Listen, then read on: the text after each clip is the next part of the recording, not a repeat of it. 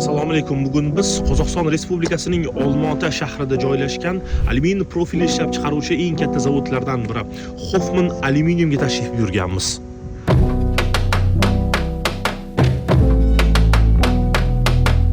Zavodning umumiy yer maydoni 4 gektar bo'lib, yopiq ishlab chiqarish zonasi 110 ming metr kvadratni tashkil topadi.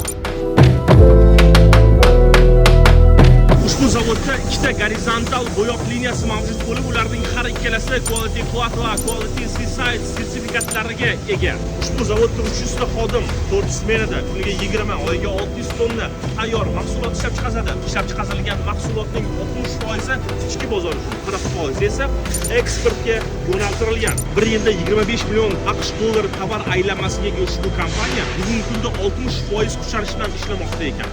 Yana 40% kuchlanish bir yil davomida zavodni modernizatsiya qilish hisobiga o'tilyapti. Zavodda bor liniyalar modernizatsiya qilinishi, qo'shimcha yangi anodirovka liniyalari qo'yilish haqida ma'lumotlar berildi.